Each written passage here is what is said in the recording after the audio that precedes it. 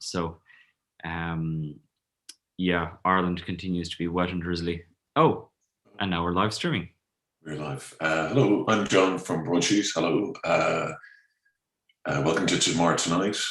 We're joined by, excuse me, sorry, just close that. We're joined by Heber Rowan, who is a Broadsheet columnist and works in public affairs in Dublin and Brussels. Good evening, Heber.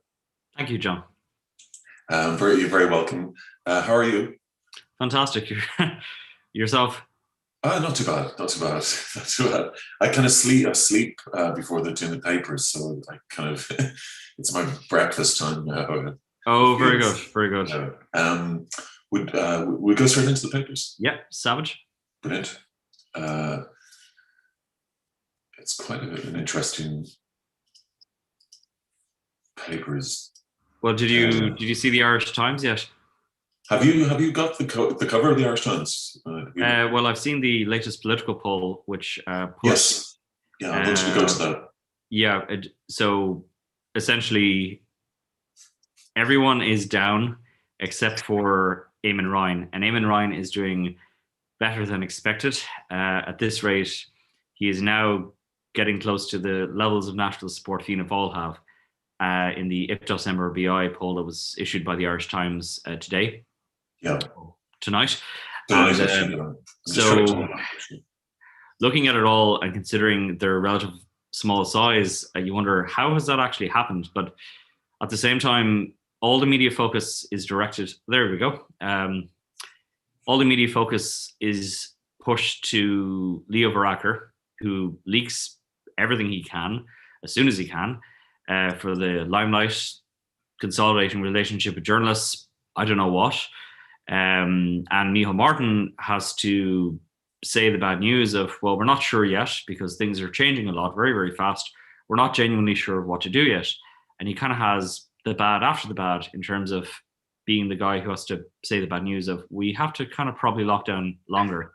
But the lack of clear decision-making from an earlier start has been really not good because it has not done the government any favors. And there have been calls this week about the return of the Strategic Communications Unit, which Micheál Martin did lobby to close down successfully a number of years ago, which essentially was a government department, a unit of the Department of the Taoiseach that said, oh, we're going to pull together all the government communications between all the different departments and put it out as one message. So for things like it's a national crisis like this, how to have one clear message by the Taoiseach going forward, how to have that message done right with appropriate consolidation.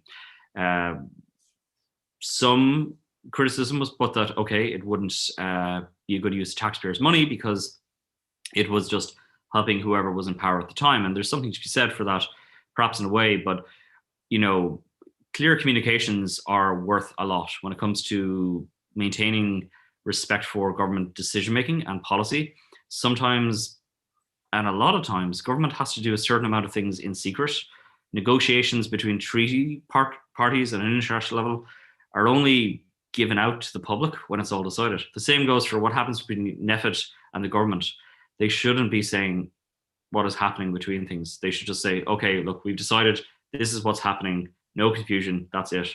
So now this poll basically says that the shambolic situation that has gone on has not done them any favors. And we're looking at a very, very changed situation. Fine Gael continue to come down. I'm surprised that the Green Party going up 2 points. Are you? Yeah, the Green Party are doing well. I mean, it's like this past week, Moy Ross was announced to have its new motorway. Yeah. After some prevarication by Eamon Ryan, but as he sort of said, well, we want to get things right. We don't want to do things wrong and quickly, which is a fair retort. And also there have been a lot of developments announced on cycling funding and provisions, which has been a big thing for the Greens and follows to their base. But I would just generally say that they haven't been in the news, and that is a good thing.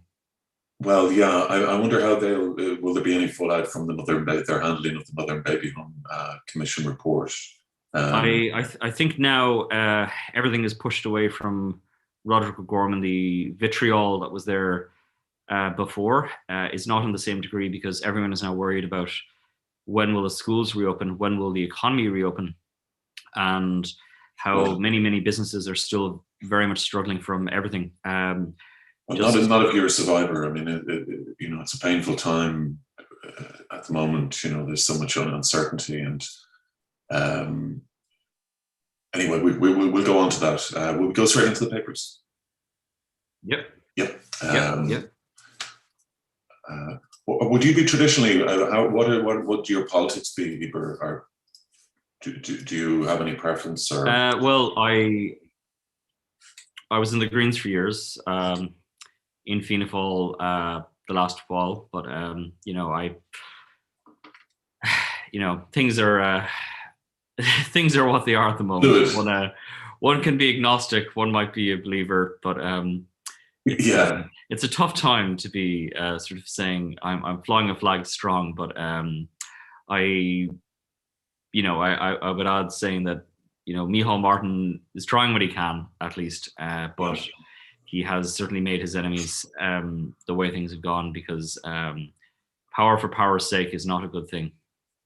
Are you more disappointed in Martin or angrier at Varadkar?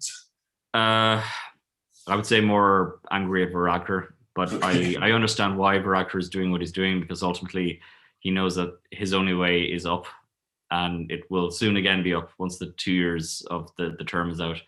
And I think Martin should have waited, and I was against the coalition deal as it stands, because I think there is a real danger, and Sinn Féin are only going to win. It is their election to win next time around, because everyone is sort of figuring, well, sure, they haven't had a go at it. Maybe we should give them a go at it. Even though would you go into bed with Fianna Fáil or would you go into bed with Sinn Féin? Sorry, I wouldn't be happy with it. But if, say, you accept that like a clear agreement on Sinn Féin not touching the Department of Justice was brought in, or keeping the special criminal courts alive as like a necessary thing, and clear boundaries about certain things being done in terms of policy areas.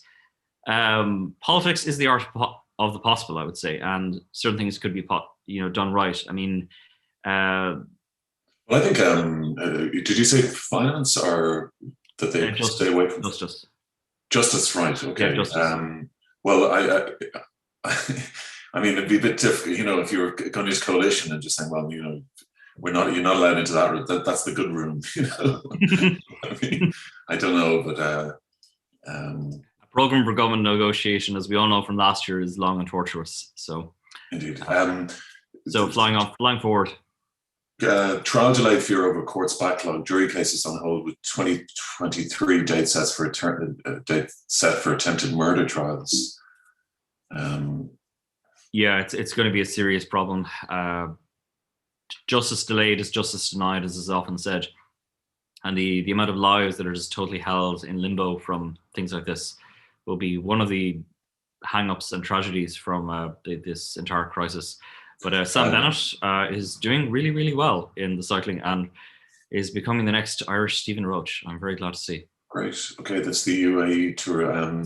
Meanwhile, in Ballymaloe, life goes on. Doreen Allen defends classes in lockdown. Renowned chef Doreen Allen has defended running cookery classes for a group of international students at Ballymaloe during lockdown. They're paying €12,000 for the course. Yeah. I like my cooking, but I don't like it that much.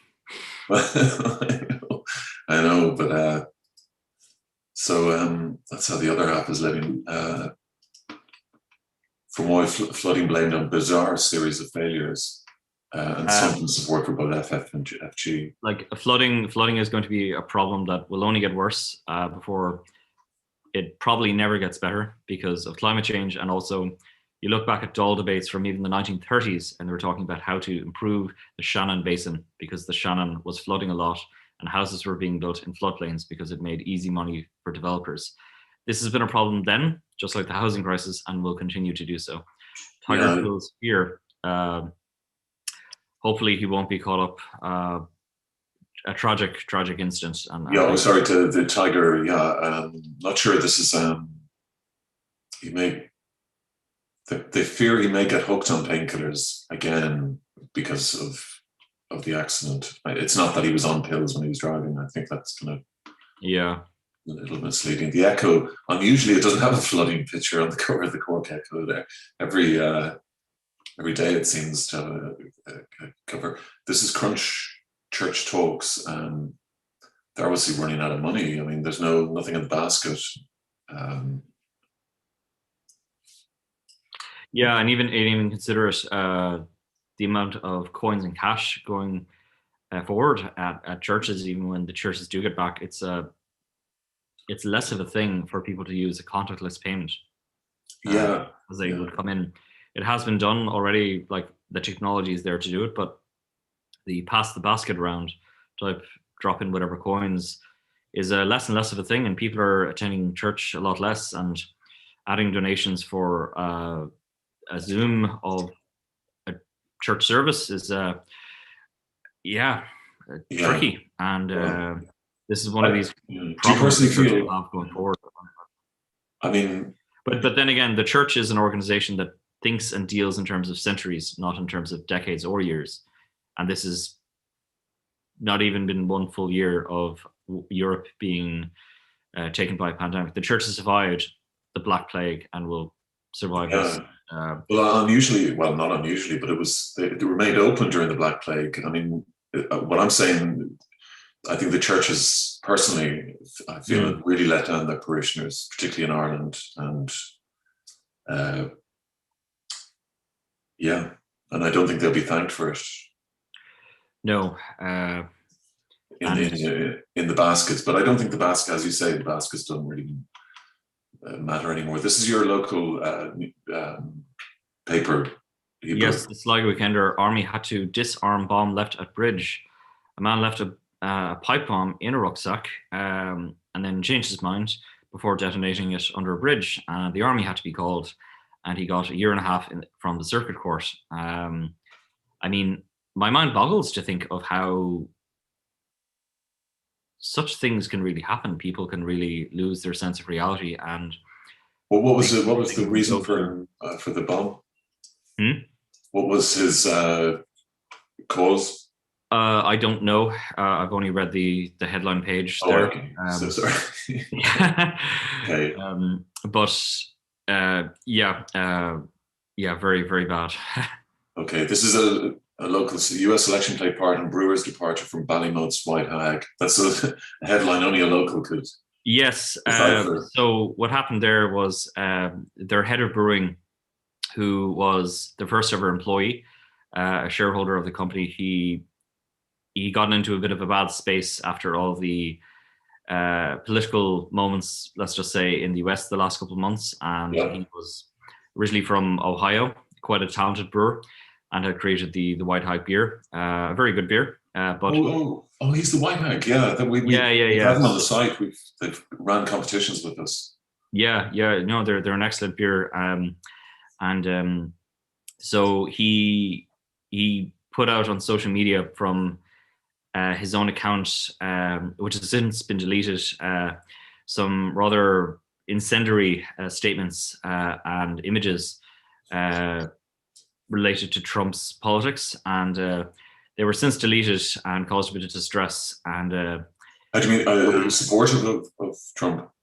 Yes, and the violence. So that caused a bit of distress, and after some discussion, he resigned. And he's resigned. Yeah, he's resigned. He resigned within about a day of this all happening. So it is a bit of a local news story in some ways. He caught up quite a bit in the American politics and wasn't able to let it go and let it lie down. So, but didn't he wasn't he one of the founders of White Hag? He is the founder. Well, technically the first employee. The first employee, yeah. But isn't he allowed to have? I mean, it's a brewery. He's allowed to have his political feelings, isn't he? Absolutely, though. When you're dealing with a consumer product like a beer that you'd buy in a pub in an off license, it's different when you have your personal social media accounts showing the brand consistently, and he tweeted something from the company account, which has since been deleted. But it was a damaging, short-lived episode on the brand. But it's a great beer, and like they certainly won't have it happen again. And they issued a statement about it. Well, I mean, it's a great beer, but it seems a very severe way to deal with somebody who just expresses feelings about a tweet. Or, I mean, the Capitol riot is very disputed event. There are elements of it that don't make sense, etc. I mean, I haven't seen the tweet that he's discussing, but it just seems weird, doesn't it? It's part of. Well, the issue is as I've said, if you're dealing with a consumer product that people perceive with a certain idea and value, and if you have someone who openly promotes political violence, it is a bit of a problem, and it is incendiary when there's a lack of respect for minorities with that. Did he do with that part of it as well? Yeah, look, I'd rather, yeah, but Okay. but that's the story there. Okay, yeah, God, that's very very hardcore, isn't it? Really, in terms of Well, in business, you have to make decisions, so that's life. So into the Times, anyways, schools told to work out their own exam grades. In the UK, teachers and schools individually will be able to decide how they figure out their A levels, and that is quite a concern for a lot of schools, thinking of how grades might be lobbied and so on and so forth. My only thought, sort of looking at it, is how it might go in terms of how they run Belgian universities, where if you want to say go into a medicine course or something afterwards, you could do that, but there might be a lot of other people in the door at the same time, and the exams in the first semester might be very, very hard deliberately to weed you out. Yeah. And you'd be allowed an open chance at certain universities to go in, but you'd have to bear the responsibility of knowing that certain courses would be a lot harder than others. If we were to, say, abandon the Leaving Cert in Ireland, or accept that grade inflation is moving forward to such a big degree, that could be one solution. But it's only an idea used other places. It's got its pros and cons. Okay. Top music festivals will go ahead, say organisers. I'm not sure if this is a Glastonbury year, but well, it's at a Reading, I believe, in the article there, and with August and being quoted as the date for it, and June 21st, I believe, as the date for UK pubs and everything fully opening again. I think it is a reasonable call to make, given the rollout of their vaccine much faster than in Ireland's, for example, and they could certainly do it. The logistical aspects of planning an event like the Reading Festival are colossal and extremely expensive, so they can't do it quickly. No, and maybe good news possibly with the electric picnic, or has that already been cancelled? I don't know. Sound of Summer, ministers bid to avoid fresh exams fiasco. Don't raise taxes. There's a discussion about corporation tax being raised at the moment. The jury is still out, and Stammer, the new Labour Party leader, is seeing if he could make his mark on the issue. They're not sure yet. Okay, festivals are back. Whoop-de-doo. With Reading, Leeds, and Latitude. This is how dare you? How dare you? Could there ever be a green Brexit? I doubt it. I think a green Brexit. Yeah. Yeah, I think he's just trying to go for anything he can. Britain unlocks. Boris Johnson's greatest gamble yet. He is unique in giving such an early date compared to other countries. But then again, the vaccine is rolling out quite fast, and I think there's a case to be made for it.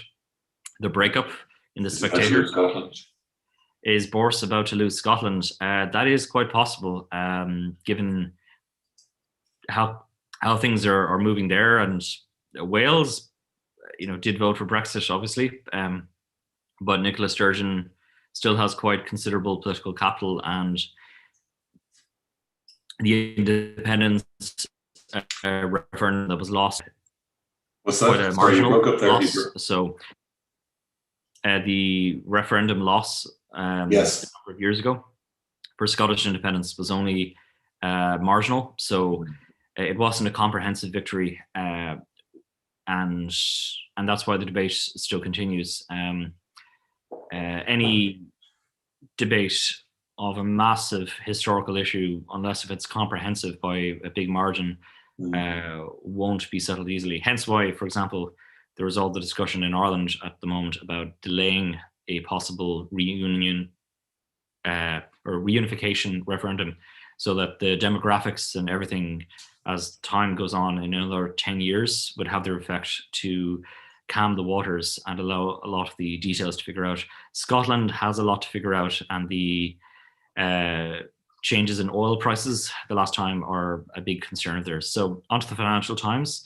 Yeah, I think also Alex Salmond. That is a very strange story with Alex Salmond, his departure, and perhaps Nicola Sturgeon's role in that, and dirty tricks. And anyway, it'll be interesting to see what happens. But absolutely, I think it's got legs, that story, funny enough. But yeah, sorry, go on. So McKinsey is in a spot of bother at the moment. McKinsey, this is Donnelly's ex-company, isn't it? Steve Donnelly's ex. Yes, it is. It is, and there has been some discussion in The Economist, I believe, this past week, on how being an alumnus, as they sort of call it, ex-employee of one of these high-end consultancy firms, is now not a good thing on your CV, because it's something that comes with a certain territory of believing your own BS in some ways. Mm-hmm. That it takes you to a different level of, okay, a certain amount, you have maybe an MBA, certain areas quite comprehensively, but your authoritarianism can move past, because hubris You think you're the smartest guy in the room. Yeah. But often the smartest guy in the room is the person who knows that they have to shut their mouth, because you've got two ears in the one mouth. Heber, great wisdom there, Heber. From someone not mine. It's old as time. But somebody renames a colossal cricket stadium after himself. That is very unusual, and isn't something that I'm surprised at all. That is exactly something Modi would do, and Modi is totally changing India, and is viewed by some as India's Trump. Right. You say that like it's a bad thing, Heber.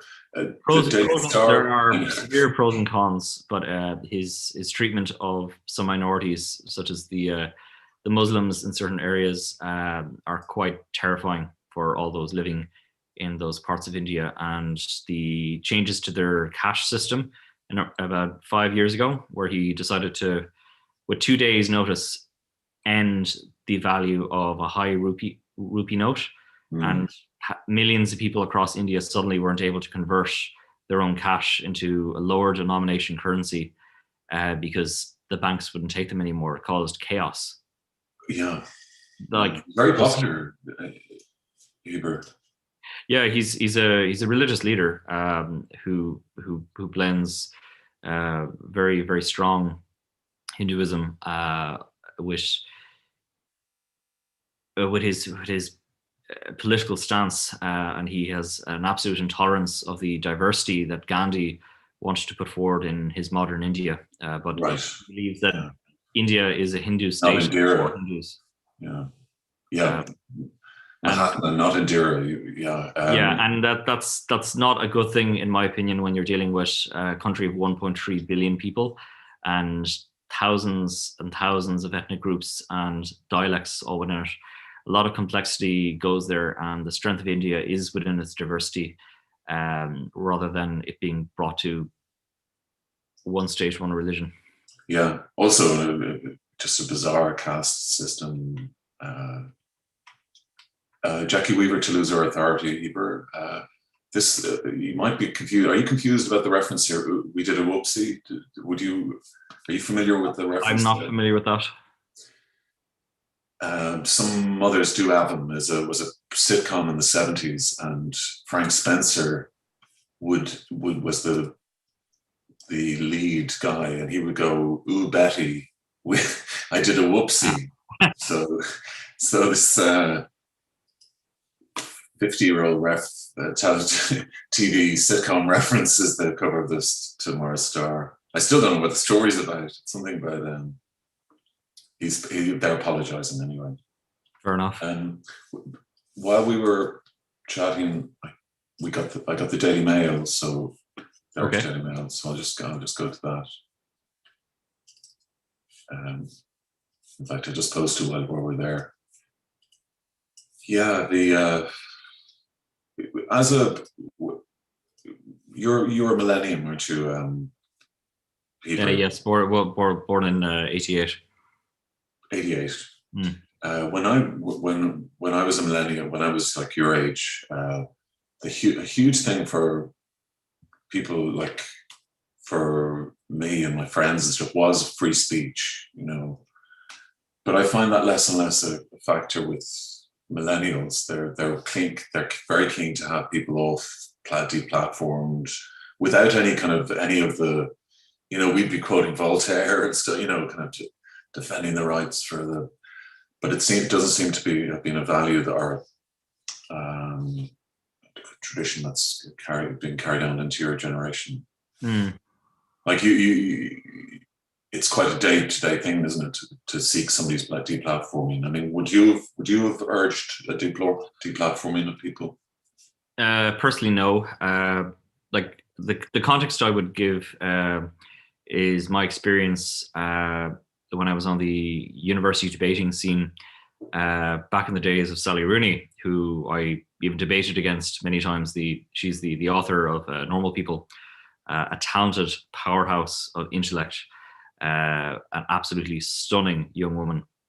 There was a big debate at the time in Trinity and in all the other universities around the country at the time, whether certain speakers who were highly controversial would be allowed to come speak. And it only received one reference in the book Normal People in sort of passing about whether someone would be allowed attend a debate, but it is, in my opinion, not the best way of going about it. The idea that simply allowing someone an audience is the only thing that can get them forward, that it is giving them any kind of gravitas. I think that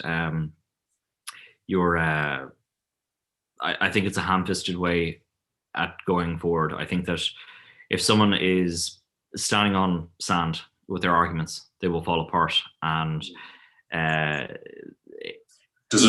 not in the short term, but in the long term, everything will fall apart in terms of what they believe in. And a denial of the Holocaust, for example, is it's fairly bonkers. But I mean, most people wouldn't share that belief, such as most people wouldn't share the belief that the moon landings were faked, when literally you can take a telescope at the moon and see the actual tracks of where they went on the surface of the moon. People believe things, and it's whether it's the minority opinion or not, doesn't matter. We shouldn't deplatform or cancel people. People are very, very keen to rush to that judgment nowadays in society because it feels like the safe thing to do. The idea it is much more accepted among. I mean, would your friends would they have urged the deplatforming of people? I mean, it's quite a common thing, isn't it? But certainly, I don't think it's really very prevalent among, I don't know, my age, I guess, people. I wouldn't say it's like as outside of Twitter, like it wouldn't be much of a thing. A lot of people wouldn't really care. I mean, it isn't something people actively. But you've got things like the Mandalorian thing, and I mean, from that to even what you're saying today, that the deplatforming. Anyway, sorry, this we could go on all night.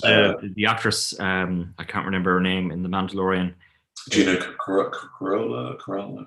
Yes, she had some rather awful opinions, and the thing is, brands are brands. Disney, who owns the rights to Star Wars and The Mandalorian, has but Heber, like it's like with the White Hag. Sorry, it's like a bit like with the White Hag. Yeah, I know. I was thinking I mentioned that. But don't you realize, like there was at least 74 million Trump voters, so they are customers too, no? They are, but it's it is sometimes just being popular doesn't always mean it's right. I mean, 60. No, I'm saying million. Like the company takes a stance, like it makes their own judgment. What I'm saying is that it's not really a business then as such. It's not a business move at all. It's because you a bit like when an entertainer comes out and goes on about politics. I always kind of think, well, they're just alienating half their audience there. In a blue and red world. A business always makes their choices as to who they want to sell to, how they want to sell to them. And that's always a big part of the strategy of any business. Okay, so you've got the mail up. Private vaccine data is exposed. Whistleblower tells Mail of access to details. Thousands of people who have received COVID-19 vaccine have highly personal details exposed in data breach. That is bad, and that is really, really concerning, and will not do any favors for those who consider there to be, trust in this very, very critical time is a serious thing. Though at least I would say, returning to the poll that was put out, there was an 82% approval of